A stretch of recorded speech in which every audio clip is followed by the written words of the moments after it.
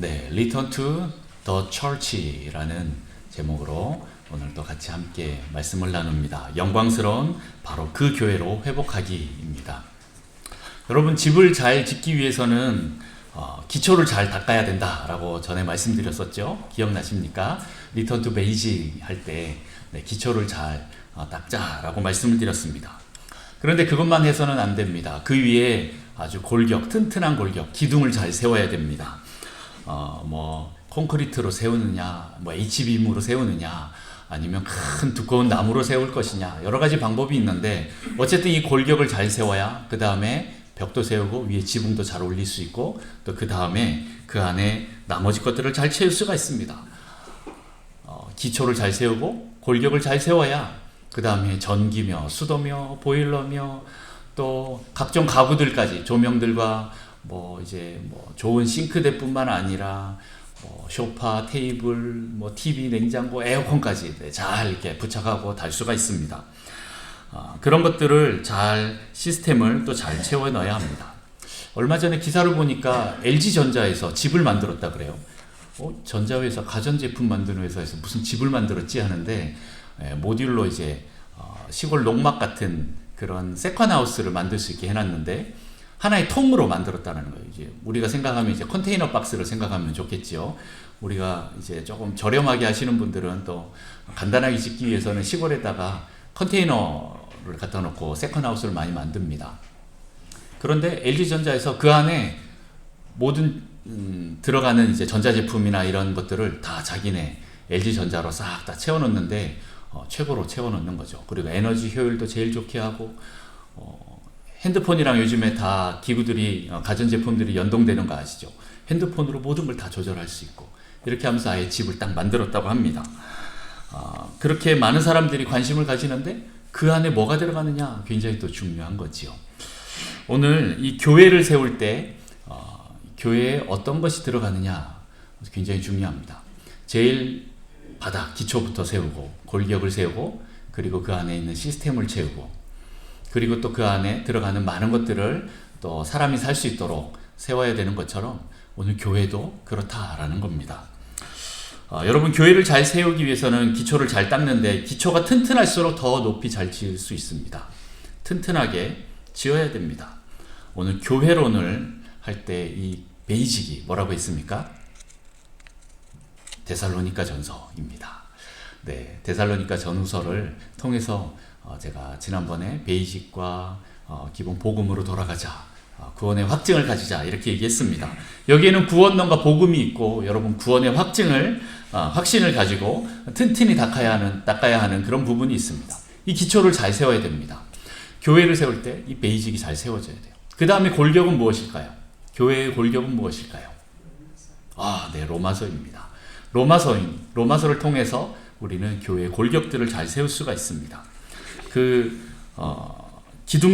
어떤 기둥들을 잘 세우느냐에 따라서 그 다음에 지붕과 벽도 잘 세워지는 거죠. 그리고 시스템도 들어갈 수 있습니다. 이 로마서는 교회의 구원론, 그리고 교회론, 이런 것들이 같이 있으면서, 특별히 의인, 믿음, 삶, 이 세 가지에 대해서 말한다고 했는데, 특별히 의인에 대해서, 의로움의 그 확증에 대해서 말하고 있다라고 말씀드립니다. 그런데 이 로마서가 참 깁니다. 여러분 잘 아시는 그 마틴 로이드 존스 목사님이 로마서 강의를 한 게 되게 유명한데, 로마서 이 한 책을, 이 한 권을 강의하기 위해서 강의집을 쓴 게 14권인 거예요. 로마서만을 위해서 책을 14권을 썼어요. 굉장히 길지요. 다 읽지도 못합니다. 어떤 분은 로마서 9장까지 강의하는데 102번을 설교를 했는데 다 끝내지 못하고 돌아가셨어요. 저도 한 1년쯤 로마서 강의를 쭉 해봤습니다. 그런데 11장까지밖에 못했습니다. 1년을 하는데 11장 했는데, 결국에는 너무 길어져서 저도 좀 지겨워지고, 성도님들도 조금 지겨워지는 것 같아서 잠깐 멈췄는데 다시 좀 시도를 못하고 있어요. 나중에 저희 교회에서도 또 로마서를 할 그 기회가 있을 거라고 생각합니다. 로마서를 잘 세워야 든든하게 골격이 쓰는 거죠. 그런데 지금 리턴 투 시리즈 하고 있는 중이기 때문에 이 골격을 세워야 하지만, 먼저 시스템부터 제가 좀 맛보게 하고 그 다음에 나중에 골격을 좀 세우려고 합니다. 솔직히 시간이 많이 없습니다.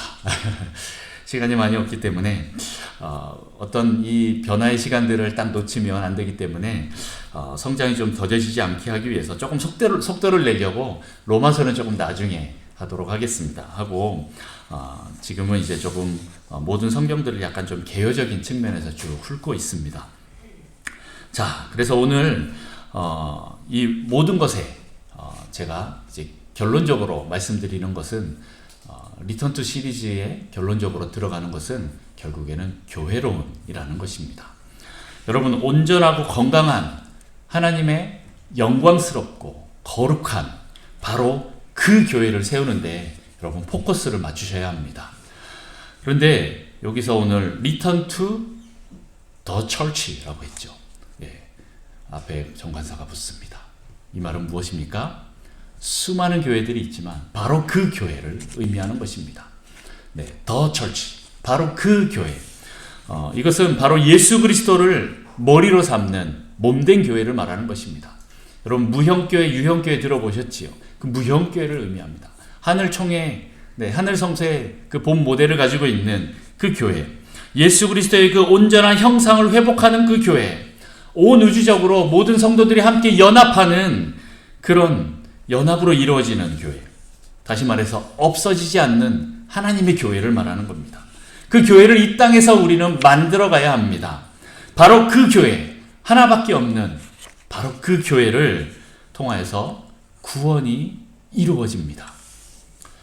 실은 이 구원의 문제는 교회의 문제와 연결됩니다. 왜 그렇습니까?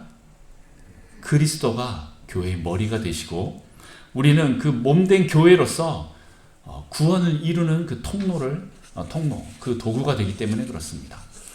여러분, 기독론을 잘 알아야 됩니다. 기독론이 뭐죠? 그리스도가 누구냐? 정확히 알아야 됩니다. 거기에서 구원론이 나옵니다. 이 구원론이 명확해야 됩니다. 그리고 이 구원론 위에 교회론이 있습니다. 실은 이 교회론 안에 구원론이 있고 기독론이 있습니다. 이 세 가지가 분명하면 그 다음부터는 교회를 통하여서 구원이 쫙쫙쫙쫙 퍼지게 되어 있습니다. 흘러가게 되어 있습니다. 그리고 이 구원론이 온전히 잘 세워지고 기독론이 잘 세워지면 그 다음부터는 인간론, 뭐 다른 것들 이제 쭉쭉쭉 잘 세워나갈 수 있죠. 어쨌든 이 베이직과 골격을 그리고 이 시스템을 잘 구축하면 그 다음에 거기다 무엇을 박든 못을 치고 또 새로운 뭐 이런 것들을 달든 상관없습니다. 기초가 튼튼해야 됩니다. 어쨌든 이 교회 구원이 구원론과 교회론, 기독론이 온전하게 잘 세워져야 됩니다. 그래서 오늘부터는 이제 에베소서를 통하여서 여러분 우리가 교회론을 계속 배우겠습니다. 목사님, 왜 에베소 교회입니까? 다른 교회도 많은데. 네, 성경에 보면 다른 교회들 굉장히 많이 나오지 않습니까? 그 교회에 보내는 편지들을 통해서 교회론들이 계속 나오는데 왜 하필이면 에베소 교회입니까? 네, 에베소 교회는 그 당시 신약시대 초대교회의 가장 강력했던 교회 중에 한 교회입니다. 그래서 많은 목사님들이 그 교회를 본받고 싶어하고 또 에베소서를 통하여서 그 놀라운 역사들을 많이 이제 맛보고 있습니다. 그래서 이름도 새로 개척하시는 목사님들이 이름 붙일 때 에베소 교회라는 이름을 참 많이 붙입니다. 특히 사도 바울이 자기의 그 선교 사역에서 가장 절정을 이룰 그때가 실은 에베소에 있을 때였다라는 거죠. 에베소에서 그렇게 보낼 때 2년 동안 말씀을 전했습니다. 물론 처음에는 12명의 제자로 시작했지만 나중에는 전 아시아에 영향력을 끼치는 그 교회가 되었다라는 것이죠. 우리 북성실교회도 이 에베소 교회를 통하여서 이렇게 성장하고 부흥하는 하나님의 능력이 나타나는 그런 교회가 되기를 축복합니다. 오늘 에베소 이 교회론을 통하여서 좀 서론격인 이 에베소 교회가 어떻게 출발하였는지 사도행전을 보고 함께 나누기를 원합니다. 자, 에베소 교회의 특징 한번 살펴보도록 하겠습니다. 첫 번째 무엇입니까? 네, 다 같이 크게 한번 읽어봅니다. 시작. 성령이 지배하는 교회. 그 밑에 뭐라고 써있죠? 하나님이 다스리는 교회. 네, 1절부터 7절까지 우리 한번 교독할까요? 1절부터 7절까지 빨리 교독합니다. 아볼로가 고린도에 있을 때 바울이 윗지방으로 다녀 에베소에 와서 어떤 제자들을 만나 이르되 너희가 믿을 때 이르되 아니라 우리는 성령이 계심도 듣지 못하였노라. 바울이 이르되 그러면 너희가 무슨 세례를 받았느냐? 대답하되 요한의 세례니라. 바울이 이르되 요한이 회개의 세례를 베풀며 백성에게 말하되 내 뒤에 오시는 이를 믿으라 하였으니 이는 곧 예수라 하거늘. 그들이 듣고 주 예수의 이름으로 세례를 받으니 바울이 그들에게 안수하며 성령이 그들에게 임하심으로 방언도 하고 예언도 하니 같이 있습니다. 모두 12사람쯤 되니라. 아멘. 네, 여기서 나오는 제자들이 있습니다. 어떤 제자들입니까? 실은 18장부터 계속 보면 아볼로의 제자가 나옵니다. 아볼로의 제자는 요한의 세례밖에 몰라요. 다시 말해서 성령이 계심도 듣지도 못했어요. 그 말은 예수님이 누군지도 모른다라는 거예요. 예수님에 대해서 잘 모르는 그런데 제자들이라고 표현합니다. 어쨌든 이 아볼로를 브리스길라와 아굴라가 데리고 다시 하나님 나라에 대해서 하나님의 도를 정확히 가르쳐주고, 그래서 아볼로가 힘을 얻고 아가야와 이제 고린도까지 갔을 때, 그때 이제 바울이 다시 이곳에 옵니다. 에베소로 옵니다. 그래서 야 너희들 요한의 세례밖에 모르냐 하면서 그들에게 예수 그리스도에 대해서 강론하고 얘기하고 또 예수 그리스도의 이름으로 세례를 받게 합니다. 그렇게 세례를 줍니다. 그리고 나서 어떻게 합니까? 안수를 하니까 어떤 일이 벌어집니까? 성령이 임하십니다. 그러니 방언도 하고 예언도 하고 난리가 납니다. 네, 총 12명입니다. 12명으로 시작된 교회입니다. 이때부터 에베소 교회는 성령에 장악되는 교회가 됩니다. 여러분, 세상에는 두 교회가 있다라고 합니다. 어떤 교회일까요? 네, 세상에 두 종류의 교회가 있는데, 하나는 첫 번째 성령에 장악되는 교회, 그러나 또 반대로 두 번째는 성령을 이용하는 교회가 있다라는 것입니다.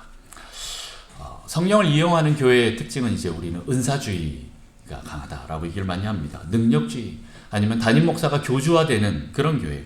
겉으로는 하나님을 섬긴다라고 간판을 걸어놨지만 속으로는 자기 이익을 챙기는 그런 것이 드러나는 교회입니다.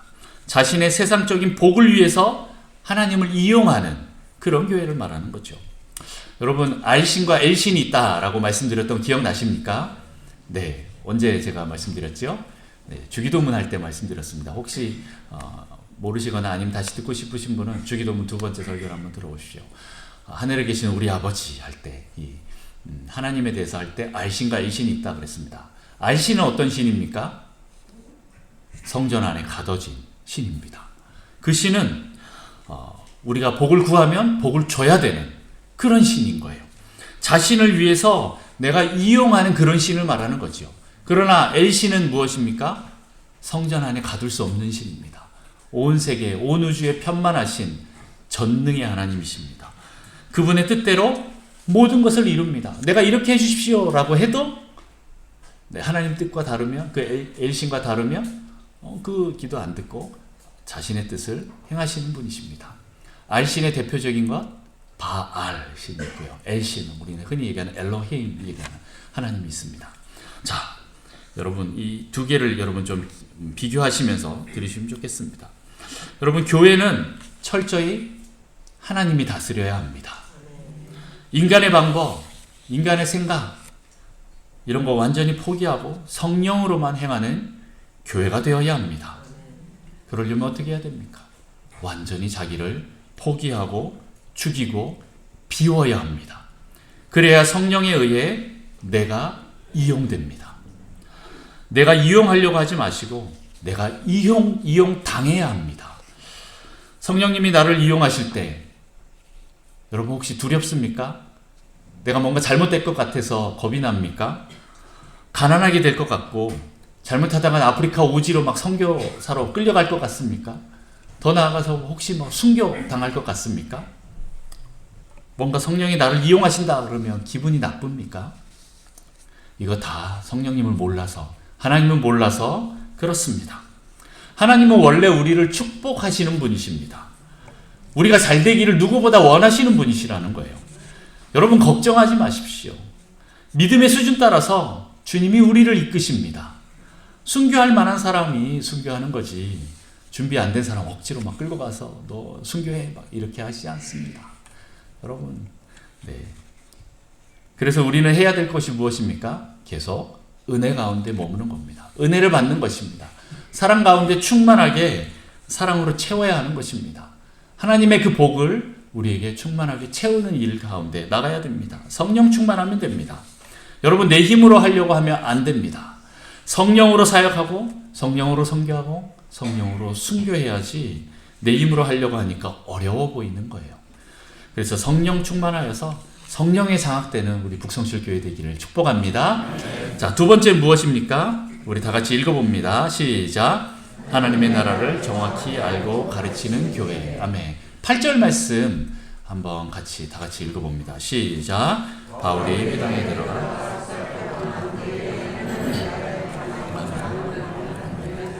네, 여기 하나님 나라라는 말이 나옵니다. 하나님 나라는 실은 히브리적인 표현입니다. 그래서 지금 헬라인들이 이걸 잘 몰라요. 잘 이해할 수가 없어요. 그래서 사도행전에서는 이 하나님 나라를 바꾸는 단어가 있습니다. 그게 무엇인지 아십니까? 바로 교회입니다. 하나님 나라가 바로 교회이다 라고 얘기를 하는 거죠. 하나님 나라, 킹덤 오브 갓, 네, 하나님의 왕국 나라라고 하는데 여기서 포인트가 뭡니까? 네, 킹덤은 누가 주인입니까? 왕입니까? 네, 이게 되게 중요한 표현인 거예요. 왕이 누구냐라는 것에 대해서 말하고 있는 것이죠. 왕이 나입니까? 아니면 하나님이십니까? 네. 하나님 나라는 바로 하나님이 왕이시고 통치하시고 다스리는 곳입니다. 왕의 다스림을 받는 자들이 왕국의 백성이 되는 것입니다. 여러분은 누구입니까? 내가 내 마음대로 하려고 하는 왕입니까? 아니면 그 왕의 통치 다스림을 받는 백성입니까? 여러분의 인생의 문제는요, 실은 교회의 문제이고 결국에는 하나님 나라에 대한 문제입니다. 이 하나님 나라에 순종할 거냐 말 거냐에 대한 문제입니다. 여러분의 인생의 문제, 이 하나님 만나면 다 해결될 줄 믿습니다. 네, 오늘 하나님 나라에 관하여 강론하며 권면하되라고 하는데, 이 하나님 나라를 강론했다라는 것은 주님의 말씀을 전했다라는 것입니다. 다시 말해서 이 교회는 하나님 말씀이 정확하게 세워지는 교회입니다. 하나님 말씀 위에 세워진 교회다라는 거죠. 말씀이 베이직인 교회다라는 것입니다. 말씀이 기초가 되니까 어떤 일이 일어납니까? 성령님이 운행하십니다. 말씀을 통해서 움직이시는 거죠. 여러분, 말씀이 정확히 세워지면 성령님이 역사하십니다. 우리의 믿음은 말씀을 정확히 들을 때 생깁니다. 이 말씀이 힘이 있기 때문에 그렇습니다. 말씀이 힘이 있어서 여러분의 삶의 위기에서 여러분의 그 앞길들을 이 말씀이 인도할 것입니다. 그때 가서 말씀을 찾나요? 아니요. 평소에 여러분 말씀을 계속 먹어야 합니다. 그러면 그 위기의 때 말씀이 툭 튀어나옵니다. 그리고 말씀이 딱 떠오를 것입니다. 평소에 기도하시고 평소에 말씀을 보셔야 그 위기의 때 주여 부르짖으면 그때 하나님이 말씀하십니다. 그럼 그 말씀 딱 붙잡고 믿음으로 전진하는 거예요. 그 말씀이 들리지 않으면 멈추셔야 됩니다. 불안해서 계속 앞으로 나가려고 하고 움직이려고 하는데 그러지 마십시오. 그냥 멈춰서 적군이 나를 지금 내 코앞에까지 와서 나를 죽이려고 할 그때까지도 주님 말씀하실 때까지 여러분 멈추십시오. 말씀에 순종하면서 나가는 여러분 되시기를 축복합니다. 그 말씀을 믿고 전진하십시오. 말씀 위에 서 있으면 여러분을 성령님이 데려가실 것입니다. 할렐루야. 그런데 이 말씀에 순종하지 않고 오히려 비방하고 공격하는 사람들도 있었다라는 거죠.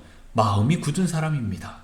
이 마음이 굳었다라는 것은 또 다른 말로 강팍하다, 완악하다, 변하지 않으려고 결심했다라는 그런 뜻입니다.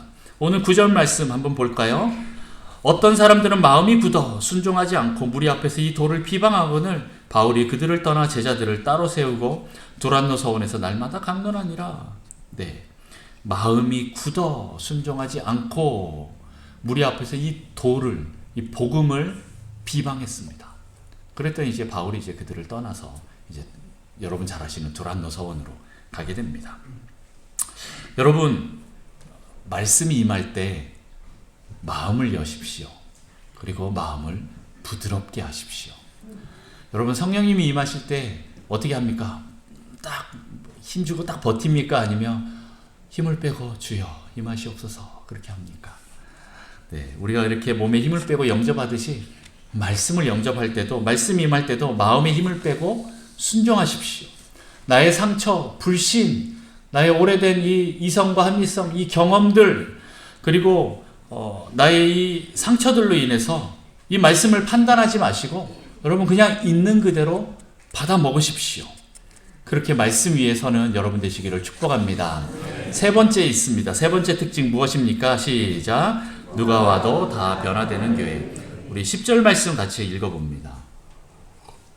10절 말씀 같이 읽습니다. 시작. 2해 동안 이같이 하니 아시아에 사는 자는 유대인이나 헬라인이나 다 주의 말씀을 듣더라. 네, 이 에베소 도시의 특징이 있습니다. 혹시 에베소 다녀오신 분 계십니까? 터키 여행 가시면서 셀죽 갔다 오셨어요? 네. 거짓말을 못 하겠네. 이제 알고 계시니까. 저는 갔다 와봤습니다.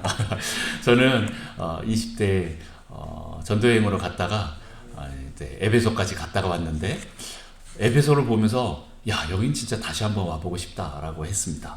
자, 그 에베소 도시의 그 특징이 뭐냐면 그 당시 주변 아시아의 가장 중심되는 도시였어요. 로마 제국의 큰 항구 도시였고 그 로마에서 이제 배들이 오면 이제 에베소까지 와서 머무는 그런 무역 항로의 종착지였습니다. 동시에 상업과 종교의 중심지였어요. 여러분 혹시 뭐 사진으로 보신 적이 있을지 모르겠지만 큰 원형 그 부채꼴로 된 원형 극장 보신 적 있으시죠? 거기서 딱 위에서 보면 그때는 저는 잘 몰랐는데 나중에 보니까 그 앞에 대로가 쭉 있는데 그 앞에까지 운하가 들어와서 배가 바로 이 원형 경기장 앞에까지 들어왔다라는 얘기를 해요. 바다가 거기서 잘 안 보이거든요. 에베소 그 원형 극장에서 올라 딱 보면 안 보이는데 배가 이 앞에까지 들어왔다라는 얘기를 할 정도면 그 당시 운하 기술도 엄청났습니다. 도시 안까지 이 운하가 들어왔다라는 거예요. 지금 이제 발굴된 거 보면 그 에베소에 한 30%밖에 발굴이 안 됐다라고 얘기를 해요. 우리가 가서 봤는데 어마어마했죠. 그런데 그게 30%밖에 안 된 거래요. 그러면서도 이제 그 당시에 한 30만 인구 정도 가지고 있었던, 지금으로 치면 얼마 안 되지만 그 당시에 굉장히 큰 도시였습니다. 그리고 거기에 아데미 신전, 여러분 잘 아시는 아르테미스 하는 그 신전, 7대 불가사의 중에 하나인 그 신전이 있는 도시였습니다. 이 에베소로 사람들이 정말 많이 모이고 지나갔다라는 거예요. 그런데 바울이 거기서 두란노라는 그 서원에서 강론을 했습니다. 그때 많은 사람들이 거기 와서 그 말씀을 들었어요.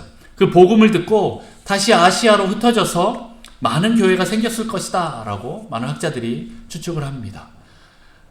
그 2년을 강론했을 때 에베소만을 위한 것이 아니라 그 에베소에서 강론하고 두란노에서 강론했는데 그게 바로 전 아시아까지 영향력을 미쳤다라는 겁니다. 이 말은 또 다른 말로 유대인이든 헬라인이든 이방인이든, 다시 말해서 깡패든 사기꾼이든 죄인이든 잘난 사람이든 못난 사람이든 누구나 다 올 수 있는 교회가 되었다라는 것입니다. 그 두란노 서원에 와서 누구나 다 와서 그 말씀을 들었다라는 거죠. 그런데 이 교회에 누가 와도 다 변화됐다라는 거예요. 그만큼 영향력이 있었다라는 겁니다. 그런 교회가 에베소 교회였다라는 거예요. 누구든 올 수 있고 누가 와도 다 변화되는 그것이 바로 교회다라는 겁니다. 여러분, 우리 대한민국은 이제 미국과 캐나다와 이런 그 나라에서 선교를 받아서 우리 기독교가 전해졌습니다. 미국에 가면 교회가 실은 여러 개로 나눠져 있습니다. 어떤 걸로 나눠졌느냐? 피부 색깔로 나눠져 있습니다.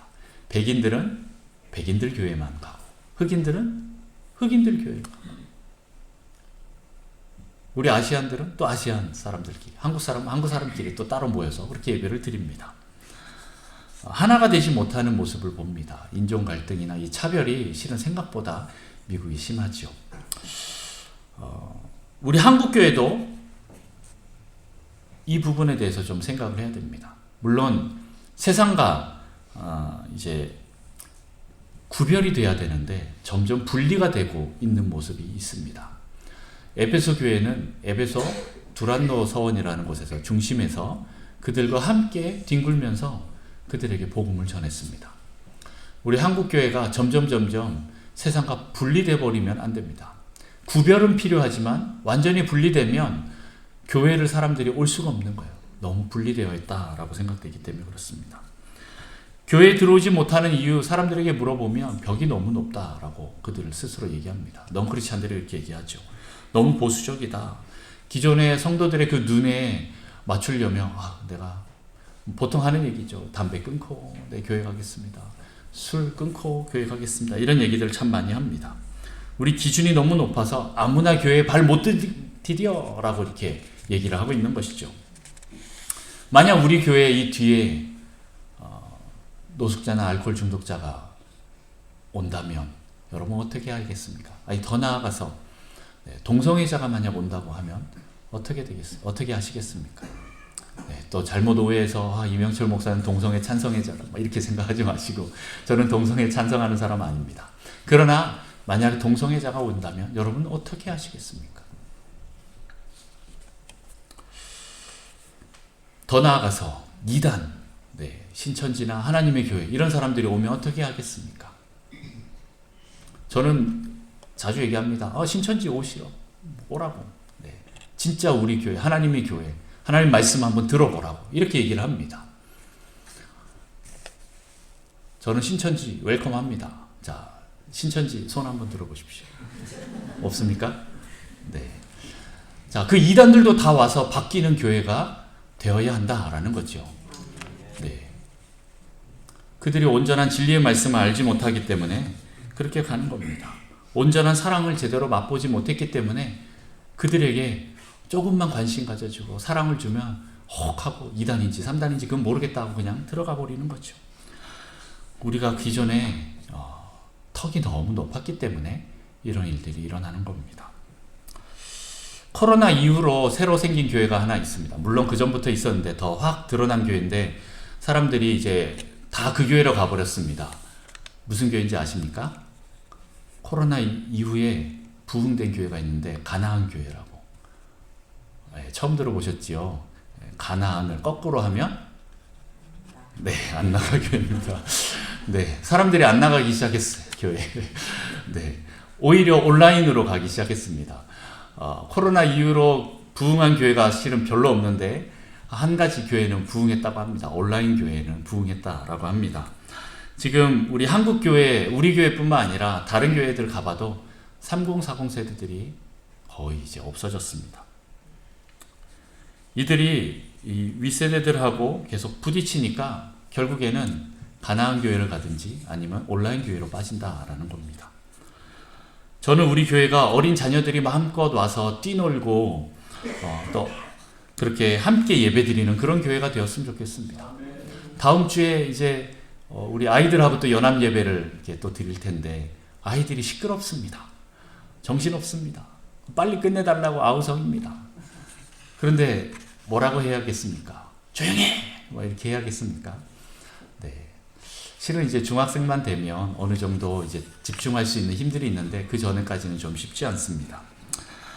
그런데 그 아이들과 함께 엄마 아빠들이 와서 같이 예배 드릴 수 있는 그런 공동체가 되기를 저는 원합니다. 자, 어쨌든 이 교회는 누구나 와서 다 은혜 받고 변화가 일어나야 됩니다. 다 와야 합니다.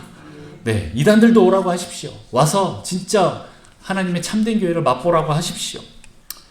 여러분, 우리가 이렇게 하지 않으면 죄송한 얘기입니다만은 우리 교회뿐만 아니라 저는 좀 약간 좀 심각성을 가지고 있는 사람인데 많은 분들이 그렇게 생각하지 않을 수도 있지만 몇몇 분들하고 얘기 나눠보면 분명하게 나누는 게 이제 한국 교회는 점점 이제 메가처치가 아니면 나머지 교회들은 소멸될 것이다 라는 표현을 많이 씁니다. 자연 소멸되는 거죠. 유럽 교회처럼 미국 교회처럼 지금 산소호흡기 꽂으러 중환자실로 들어갈 수도 있다라는 겁니다. 이 경각심을 가져야 합니다. 여러분, 그래서 우리는 계속 변화해야 됩니다. 성장해야 됩니다. 더 많은 사람들을 수용할 수 있고 그들을 진리의 말씀으로 사랑으로 바꿀 수 있는, 변화시킬 수 있는 그런 교회가 되어야 합니다. 자, 네 번째입니다. 네 번째 같이 한번 읽어볼까요? 시작.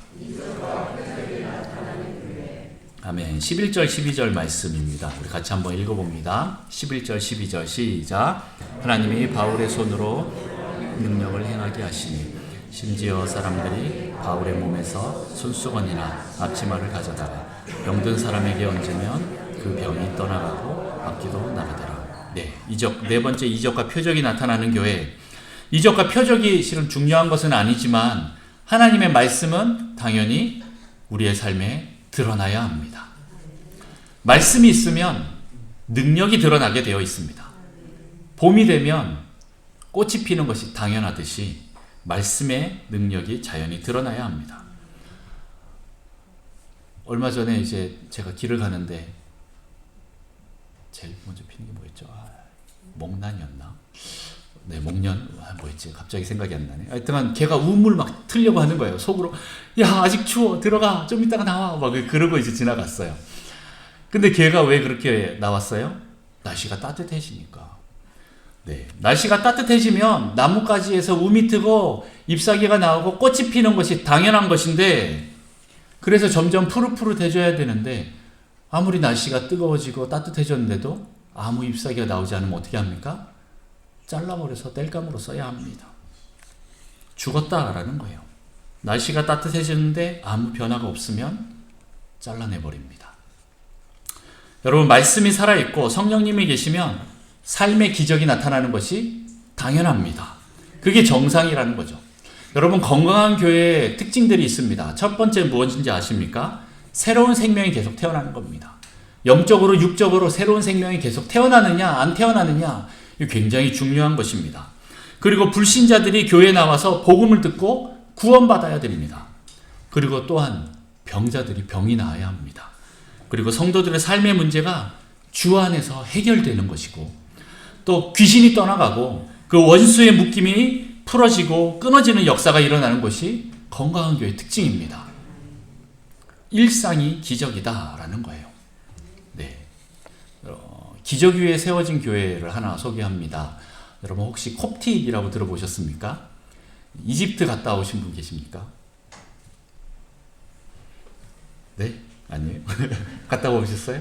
이집트? 아, 네. 거기 가면 콥틱 카이로에 있는 쓰레기 마을 위에 있는 콥틱 교회, 동굴 교회 혹시 가보신 분 계십니까? 아니에요? 네, 그러면 제가 거짓말 좀 할까요? 네. 거기 가면 동굴 교회가 있습니다. 동굴 모양 이렇게 쭉 들어가 있는데 그 안에서 이제 예배를 드리죠. 이 콥틱이라는 기독교는요, 우리 기독교는 아까 얘기했듯이 그 로마를 거쳐서 서양 유럽을 거쳐서 영국을 거쳐서 그다음 미국을 거쳐서 들어온 기독교입니다. 우리 한국 기독교는 그렇습니다. 근데 콥틱은 누가 전해줬을까요? 예수님의 속사도들이 직접 전해준 거. 마가 요한도 알렉산드리아에 교회를 세웠고, 다시 말해서 예수님의 제자들이 세운 교회인 거예요. 직접적이죠. 우리는 이제 140년 이제 겨우 이제 기독교 역사가 되지만 콥틱은 2000년입니다. 네, 기독교 역사가 2000년인 거예요. 그런데 거기에 보면 이제 이집트의 기독교인들이 이제 콥틱이라고 하는데, 그들이 잘 있다가 650년경에 이제 이슬람이 들어와서 박해를 하기 시작합니다. 그래서 많은 사람들이 다 이슬람으로 개종하는데 이 콥틱은 개종하지 않습니다. 그러니까 이 무슬림들과 콥틱이 싸우는 일이 벌어졌다라고 합니다. 그들이 서로 대적하는 거예요. 사제들이 나와서 서로 사람들이 이쪽 팀 나와서 막 싸우는데, 사제들이 나와서 막 저주를 퍼부으면서 막 너희들이 진짜 겨자씨만한 그 믿음이 있으면 산도 옮긴다고 하는데 정말 그러냐? 한번 보여봐라 하면서 기독교로 막 조롱하는 거예요. 그랬더니 그때 그 사제가 한 명이 나와서 겨자씨만한 믿음이 있으면 산을 옮긴다라고 하면서 말씀을 선포하고 기도했더니 실제로 산이 옮겨졌다라는, 안 믿으시죠? 네, 그런 교회 위에 기적 위에 세워진 교회입니다. 네, 제가 또 듣기로 어디 다른 곳에 가면 그 동굴 모양의 똑같은 그 모양의 또 다른 곳이 있다고 하는데, 어쨌든 거기가 굉장히 좀 희한하게 생겼습니다. 절벽이 그냥 떡 잘려져 있듯이 있다라는 거죠. 자, 어쨌든 그 사람들은 그 위에서 지금까지 신앙생활을 해왔습니다. 이슬람에게 박해를 받으면서 결국에는 그들이 직업을 제대로 갖지 못하니까 어떻게 하냐면, 카이로에 있는 사람들이 다 쓰레기를 한 곳에 모으는데 그 사람들 앞에 거기다가 모아놓는 거예요. 그럼 거기가 쓰레기 마을인데 거기서 재활용 분리수거하면서 사는 거예요. 우리로 치면 이제 넝마가 되는 거죠. 그 콥틱들은 그러면서 자기의 신앙을 지킵니다. 그들과 이제 악수를 해보면 여기에 이제 십자가 문신이 있어요. 손에나 손등이나 이렇게 십자가 문신이 있습니다. 서로 딱 악수할 때 알아요. 아, 이 사람 콥틱이구나. 그 말은 뭡니까? 어릴 때부터 이제 이거를 문신을 해놓고 내가 평생 이렇게 믿음의 신앙을 지키면서 살겠습니다 라고 하는 거죠. 그렇게 기적 위에 세워진 교회인데, 그 콥틱의 또 사제 중에 한 분이 얼마 전에 이제 우리 한국에 왔었습니다. 아테프 메시레키라는 분이 한국에 와서 강의도 하고 설교도 하고 했는데, 열방대학이라는 곳에 제가 있었던 그 제주의 열방대학이라는 곳에 와서 한번 강의를 할 때 제 아는 선배 형님이 질문을 하는 겁니다. 이 사제한테 얘기를 하는 겁니다. 지난번 위임식 때 왔던 그 형님이네요. 그 형님이 그 사제에게 기적이 무엇입니까? 라고 물어보는 겁니다. 기적에 대해서 어떻게 생각하십니까? 그렇게 물어봤어요. 이 콥틱은 기적 위에 세워진 교회잖아요. 그런데 그 사제 입에서 나온 말이 깜짝 놀랄 말이 나왔습니다. 뭐라고 하신지 아십니까? 기적은 똥과 같습니다. 그러는 거예요. 너무 충격적이죠. 와, 우리와 차원이 다른 대답을 하시는 거예요. 그 말은 우리는 이제 목자 대신 예수 그리스도를 따라가는 양들인데, 목자와 양들이 이제 갑니다. 푸른 초원을 따라서 목자가 이 양들에게 야, 여기 맛 좋은 거 있다 먹어라 하면은 거기서 막 풀을 뜯어먹고 양들이 거기서 놉니다. 그러면 어떤 일이 벌어집니까? 자연스럽게 먹었으니까 밀어내야죠. 그게 나옵니다. 그런데 이제 목자가 어떻게 합니까? 야, 우리 다 먹었으니까 다음으로 가자. 저쪽 풀로 가자 하고 쫙 양들을 이끌고 갑니다. 그러면 그 양들은 어떻게 합니까? 저거 놓고 가면 안 돼. 그럽니까? 아니면 네 하고 매 하면서 목자를 따라갑니까? 기적이 바로 그런 것과 같다라는 것입니다. 이 똥과 같은 기적을 그리스도인이 말씀을 먹고 성령으로 살면 자연히 나오는 게 기적인데, 일상이 기적인데, 그렇다고 해서 우리가 이것에 모든 것을 포커스를 맞춰서 가지 않는다라는 거예요. 그건 그냥 지나가는 거예요. 그냥 우리 그리스도인으로서 삶으로서 살아낼 때 그냥 드러나는 하나의 그냥 현상일 뿐이지 우리의 목표는 아니다라는 겁니다. 우리는 거기에 머무르지 않고 목자 대신 예수 그리스도를 계속 바라보면서 가는 겁니다. 예수님을 믿으면 자연히 생기는 것이 기적입니다. 그러나 우리는 기적만을 바라보면서 신앙생활을 하지 않습니다. 예수님만 바라보면서 나갈 뿐입니다. 우리가 예수님을 제대로 믿는 교회라면 여러분, 사도행전에서 나오는 이 기적들 일어날 수 있습니다. 여러분의 믿음에 따라 달렸습니다. 못 믿으면, 안 믿으면 안 일어납니다. 믿으면 일어납니다. 할렐루야. 봄이 되면 자연히 꽃이 피듯이 그렇습니다. 여러분, 믿고 기적으로 능력으로 충만한 교회 되기를 축복합니다. 마지막 5번째입니다. 한번 읽어봅니다. 시작. 영적 전쟁에 탁월한 교회. 12절에 보면 그 병이 떠나고 악기도 나가더라 라고 하면서 이제 13절부터 19절까지 쭉 내용들이 나옵니다. 마지막 그냥 19절만 한번 읽어볼까요? 어떤 일이 벌어졌을까? 또 마술을 행하던 많은 사람이 그 책을 모아 가지고 와서 모든 사람 앞에서 불사르니 그 책값을 계산한 즉 은 5만이나 되더라 라고 나옵니다. 13절부터 보면 스게와의 7 아들이 나오는 거죠. 와서 바울 흉내를 내는 겁니다. 그랬더니 귀신이 뭐라 그럽니까? 내가 예수도 알고 바울도 아는데 넌 누구냐? 하면서 이제 뒤집어 그 위에 올라타 버립니다. 덮쳐서 상하게 하고, 그래서 벗은 몸으로 도망갔다. 이걸 알게 되니까 사람들이 어떻게 합니까? 두려워서 떠는 겁니다. 예수의 이름을 높이고 자복하고 회개하고 더 나아가서 이 회개의 증거가 무엇입니까? 마술사들이 마술책을 가지고 와서 다 불태우는데 그 책값이 얼마나 돼요? 은 5만이나. 얼마나 되는지 솔직히 상상을 못하겠습니다. 정확히는 잘 모르겠지만 그 표현은 어마어마했다라는 거예요. 엄청난 그 마술책들을, 그 도구들을 가지고 와서 불태워버리는 거예요. 이거 다 가짜다. 예수님만이 참된 신이다 라고 하면서 그들이 그렇게 바뀌는 거죠. 이렇게 하나님이 다스리는 교회는 영적 전쟁에서 늘 승리하는 교회입니다. 에베소 교회는 영적 전쟁에 능한 교회였고 승리하는 교회였습니다.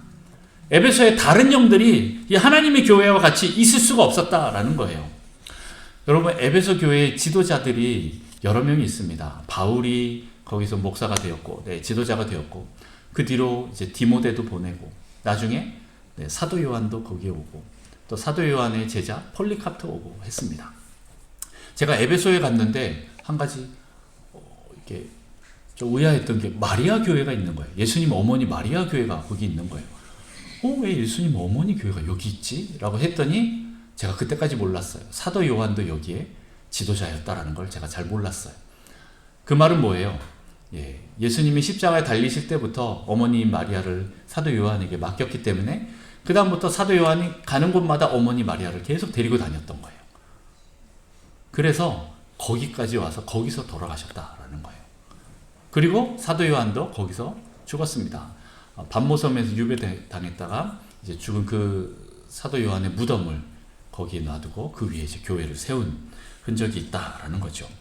자, 어쨌든 이 사도 요한이 교회 지도자로 있을 때 정식적인 책은 아니지만 야사에 의하면 한 가지 사건이 나옵니다.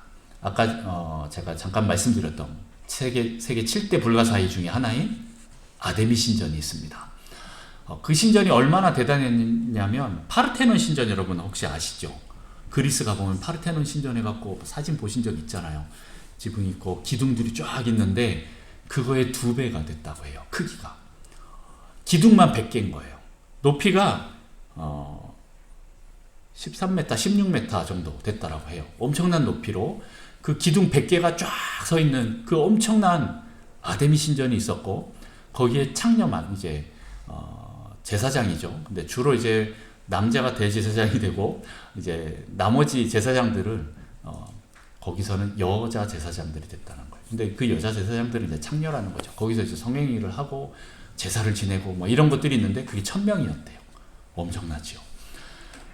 그 수많은 사람들이 에베소에 모일 때 그 아데미 신전에 같이 모여서 그들이 제사 지내고 우상 숭배하는 그 일들이 있었던 거죠.